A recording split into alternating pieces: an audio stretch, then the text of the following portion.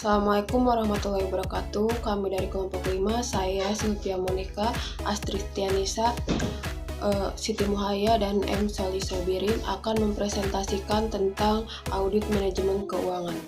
Langsung saja pada materi pertama, yaitu pengertian audit manajemen keuangan. Audit manajemen keuangan yaitu analisis dan penilaian yang dilakukan secara sistematis, periodik, dan terdokumentasi terhadap pengambilan keputusan serta segala kebijakan dalam pengelolaan sumber daya keuangan perusahaan. Selanjutnya yaitu tujuan dan manfaat audit. Pertama, menilai ketetapan strategi dan kebijakan keuangan yang ditetapkan perusahaan. Yang kedua, menilai apakah dokumentasi peraturan, pemantauan, dan pelaporan manajemen keuangan telah memadai sebagai elemen-elemen penting dalam kerangka kerja manajemen keuangan termasuk perencanaan atau penganggaran, kebijakan pengembangan keuangan, akuntansi dan pelaporan keuangan, pemantauan atau monitoring, akuntabilitas dan pengendalian, serta penilaian terhadap pendapatan dan beban. Selanjutnya, menilai ekonomisasi, efisiensi, dan efektivitas tata kelola keuangan perusahaan.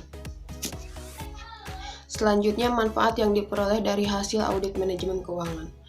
Pertama, deskripsi tentang ekonomisasi, efisiensi, dan efektivitas tata kelola keuangan perusahaan saat ini. Yang kedua, kekurangan-kekurangan yang masih memerlukan perbaikan dalam tata kelola keuangan perusahaan. Yang ketiga, diperolehnya umpan balik untuk pencegahan terjadinya kerugian karena kurang baiknya tata kelola keuangan perusahaan. Selanjutnya, ruang lingkup audit. Ruang lingkup audit keuangan meliputi ketetapan posisi organisasi manajemen keuangan dalam struktur organisasi perusahaan dan kapabilitas sumber daya manusia pada organisasi departemen keuangan. Yang kedua, penetapan tugas, wewenang, dan tanggung jawab pada setiap fungsi keuangan. Ketiga, prosedur dan pedoman tata kelola keuangan perusahaan. Keempat, ketetapan keputusan dan kebijakan keuangan yang ditetapkan oleh perusahaan. Yang kelima, tata kelola manajemen keuangan perusahaan. Selanjutnya, ada pendekatan dan metodologi audit manajemen keuangan. Ada beberapa pendekatan yang sesuai dengan audit manajemen keuangan, antara lain yang pertama, penggunaan terhadap ketepatan kebijakan tata kelola keuangan. Yang kedua, penilaian keselarasan tujuan dan program-program manajemen keuangan dengan tujuan perusahaan secara keseluruhan.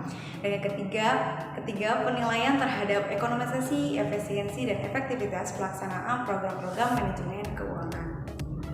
Selain itu, ada beberapa teknik pengumpulan data yang sesuai. Di antaranya dilakukan dengan pertama, review.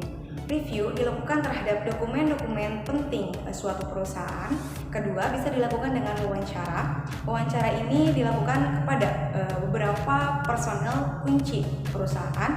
Dan yang ketiga, bisa dilakukan dengan observasi. Nah, memangnya apa sih tujuan dan fungsi dari audit manajemen keuangan ini? Pertama, untuk mendapatkan dana yang tepat dalam jumlah yang memadai. Kebutuhan dana bagi perusahaan harus terpenuhi secara tepat sehingga perusahaan dapat merealisasikan rencana operasi maupun investasi yang telah ditetapkan dan tingkat profitabilitas dapat tercapai sesuai dengan harapan.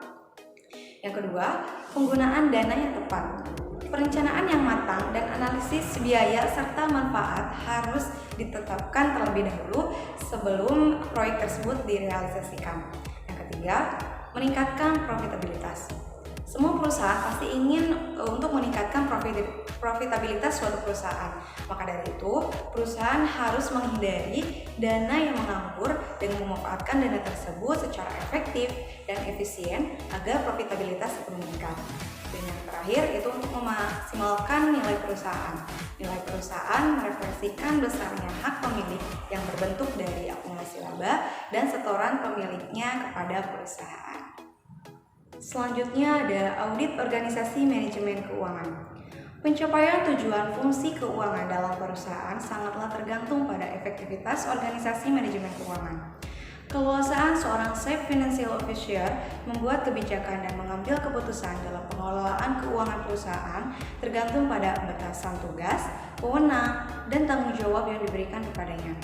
Mengingat fungsinya yang sangat penting dalam keberhasilan perusahaan, manajemen keuangan harus ditempatkan pada posisi yang strategis dalam struktur organisasi yang efektif.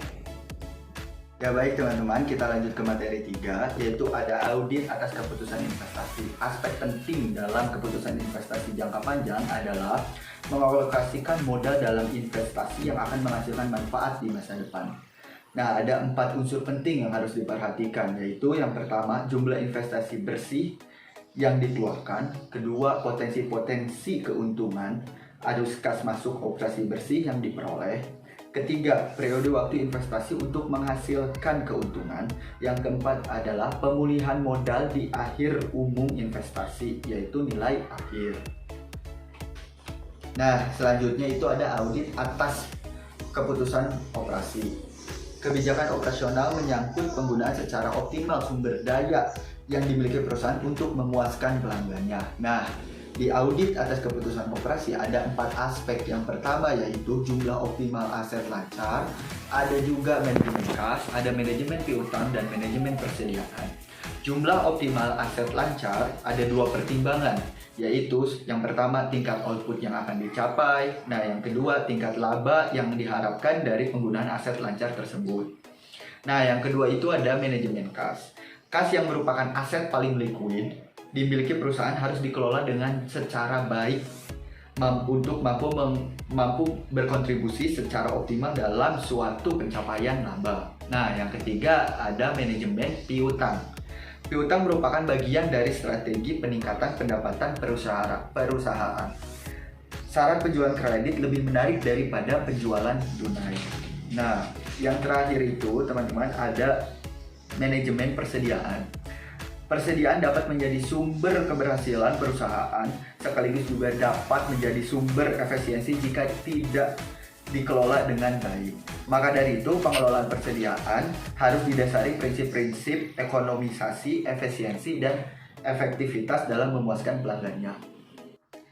Kemudian ada audit atas keputusan pendanaan, bisa disebut juga kebijakan struktur modal.